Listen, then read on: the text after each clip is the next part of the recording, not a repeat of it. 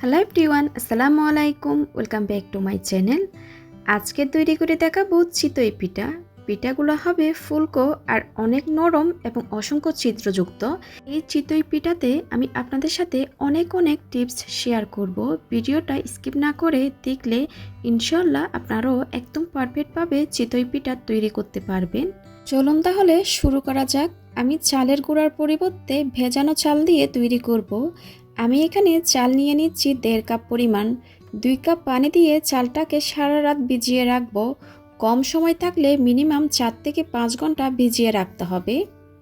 এবার চালটাকে পানি দিয়ে ধুয়ে পরিষ্কার করে আমি এরকম একটা ছালনিতে নিয়ে নিলাম। এবার সরাসরি ব্লেন্ড করতে চলে যাব। এবার এই পুরো চালটাকে ব্লেন্ডারে নিয়ে নিলাম। তারপর এর মধ্যে দিয়ে দিচ্ছি ভাত। এখানে আমি 1/2 কাপ পরিমাণ ভাত নিয়েছি। স্বাদ মতো লবণ দিয়ে দিতে হবে। সে সাথে দিয়ে দিলাম 1/2 চা চামচ পরিমাণ বেকিং পাউডার। এবার এর মধ্যে পানি দিয়ে দিতে হবে। 1 কাপ পরিমাণ পানি দিয়ে দিলাম। আপনারা চাইলে একটু পানি দিয়ে ব্লেন্ড করে নিতে পারেন। ঢাকনাটা লাগিয়ে খুব ভালো করে এটাকে ব্লেন্ড করে নিতে হবে।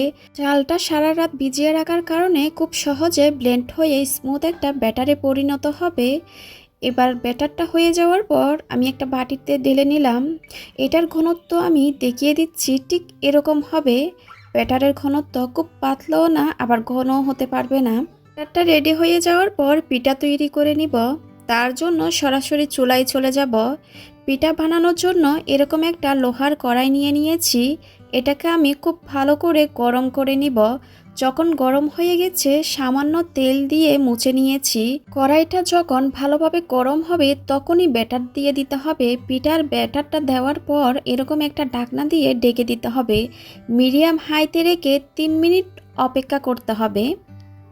3 মিনিট অপেক্ষা করলে দেখবেন পিঠাটা সুন্দরভাবে হয়ে গেছে। এক একটা চুলার আঁচ এক এক রকম, সেক্ষেত্রে সময়টা কম বেশি লাগতে পারে। প্রথম পিঠাটা হয়ে গেছে, দেখলেন তো কত পারফেক্টভাবে পিঠাটা তৈরি হয়েছে। তারপর বাকি ব্যাটারটা দিয়ে এভাবে করে আমি সবগুলা পিঠা তৈরি করে নিব। মাশাআল্লাহ, সবগুলা পিঠা কিন্তু মাঝখানে ফুলেছে আর অসংখ্য ছিদ্রযুক্ত হয়েছে। আর অবশ্যই কিন্তু পিঠার ব্যাটার দেওয়ার আগে কড়াইটা ভালোভাবে তেল দিয়ে মুছে দিতে হবে। এভাবে করে আমি সবগুলা পিঠা তৈরি করে নিব। প্রত্যেকটা পিঠা হতে সময় লেগেছিল 3 মিনিট। একটা পিঠা ছিঁড়ে আপনাদেরকে দেখিয়ে দিচ্ছি কতটা পারফেক্ট হয়েছে। দেখুন কতটা ছিদ্রযুক্ত হয়েছে পিঠাগুলা।